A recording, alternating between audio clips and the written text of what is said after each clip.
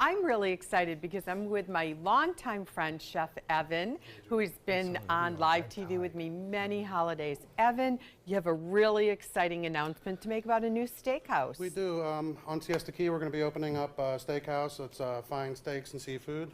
Summer house. It's called the Siesta Key Summer House Steak and Seafood. So we're really excited about that. We brought some items that we're going to talk to you about, and I'm going to go ahead and get the bone marrow started, and we can get that in the oven. You say roasted bone marrow, and I am so in tune. So we're going to be making steak tartare, which is having a moment. It's like fashion. It comes back in, Right. and Evan is going to show us how to prepare it and some simple ideas for beautiful cuts of meat. We'll be back shortly. Thank you. That's right. We're celebrating the soon-to-open Summer House Siesta Key Steakhouse. And beef tartare was very popular back in the 60s and 70s, and it is clearly coming back. You're seeing it on restaurant menus everywhere. We're putting our own little spin on it. I like your spin because this is a great thing to serve at a dinner party. Exactly. So let's get started. All right, so we've got some of our Wagyu beef tartare. This is an American Wagyu beef. The Japanese Wagyu beef, what we found, is a little too fatty for the American palate. Okay.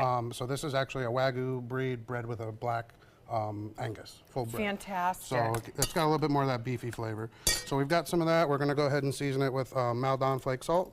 And that is one of my favorites. The exactly. bigger those, I call them snowflakes of salt. Exactly. You know, the bigger they are, the more intense the flavor. A couple grains of fresh ground pepper. Okay. We've got a little bit of Dijon mustard. Oh, yeah. This recipe makes 2 portions, so. Okay, good to know. Thank you. That's the perfect size. Exactly. And although Wagyu beef is very expensive, is there something, if somebody, you can find Wagyu at fine butcher shops, but is there something that you would recommend? If you can't get a Wagyu, a really good quality prime beef. Okay, sounds great. And nowadays, so many of those local gourmet stores are carrying prime, which is neat. Exactly. So what I do with ours is we pickle the shallots, a quick pickle on them, a little red wine vinegar. It kind of takes that bite off. Pickled anything, I'm in. A little bit of capers, and I like a lot of chives in there. Oh yeah, So bring that. And then cornichons, which are a small little pickle, nice little briny flavor. And then we do put a little bit of olive oil in there just to kind of get everything homogenized. Okay. And it kind of binds it together a little bit. And one of the things is you don't want to overmix this because you don't want to start breaking down that fat. The Wagyu fat is unsaturated fat, so it's actually one of the healthier fats.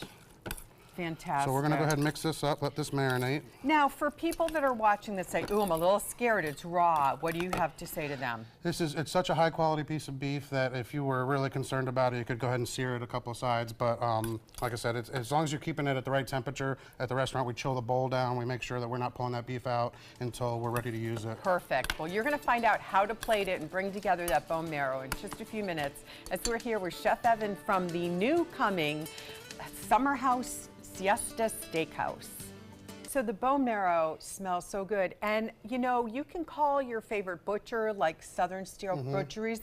They'll be able to get you the bone marrow, which is so delicious. It's one of my favorites, and you brown that. Well, that's part of the concept of this dish is that you go ahead and, after we plate this, is that you take a little bit of that bone marrow, spread it on that toast, and go ahead and incorporate everything into it. And it's love it. It's really a match. So. And they say plating is 3/4 of it. It's like your accessory when you're dressing. So show us how to plate. So we've got a little ring mold here that you can get at Publix sells them now. That's fantastic that they're everywhere. I remember back in the day we used to have to saw off cans, yes, right? Yes, exactly. I mean, we're old enough to remember that. I was just going to say that. Oh, did we kill our knives? Or you know, you get a neighbor to saw it for you. Or cut your finger. Exactly. That's right. So we kind of mold that in right there, nice and tight, so it's going to hold its shape. Okay, now Evan, once you prepare this, it's a matter of serving right then, Correct. right? It's like right there, and as we finish it up, it's going to go right out to the diner. Fantastic. So a nice ice cold plate. What we do with this egg yolk, it's a Grove Ladder Farm egg yolk, so it's fully pasture raised, which is important. And we boil it for 2 minutes, and then go ahead and separate the white from the yolk. 2-minute egg. Yep. I love that. So it's still got some of that little, you know, runningness of it. Yep. So another garnish that we have here is elephant garlic, which the cloves are about that big. It's really good You know, flavor. they say garlic is really good for you. So on break, I've been sitting here having it, and it really makes this wonderful flavor. If you don't like something like taro chips, which can be kind of bland. Exactly. I mean, this elephant garlic chips, fantastic. And the one thing we do is we soak them in milk overnight to kind of take out any bitterness of them. Oh, great choice. Now, we have a little bit time left. Talk to us about different cuts of meat as we're entering Valentine's week. At the steakhouse, we're going to be offering your plethora of steaks. This is kind of our signature steak. It's a 35-day dry-aged prime bone-in. Save me one, baby. Over here we have our 40-ounce porterhouse for two that we're going to be sous videing for 7 hours. Falls right off the bone. We've got some of our lamb rack, also the Wagyu beef right here that's not chopped. We've got a prime ribeye. Here's our 20-ounce prime strip, 10-ounce filet, and we also have a 14-ounce Nyman ranch strip. Also our Nyman ranch pork chop. Fantastic. Well, there's so much to look at. We're going to come back. I'm going to have a taste in a few minutes, which I can't wait. And we'll give you some last-minute cooking tips for the big week of Valentine's Day if you're cooking steak at home. Evan from the Siesta Key Summer House Steak and Seafood, opening in the beginning of March. Steak tartare. Walk us through it again really super quickly.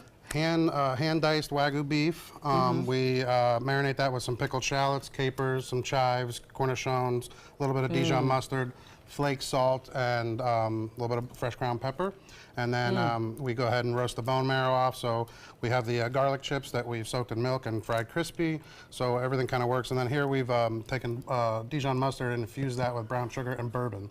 Oh yes, because you can. So make sure that's another thing, infusing flavors. Now you can go on mysuncoast.com, click on recipes. You'll get this recipe and stay on our dining page. Follow along. We'll announce when the steakhouse opens. Evan, thank you so much. Thank you for having us, Judy. I am loving the steak tartare. Gentlemen, I'll send it back to you.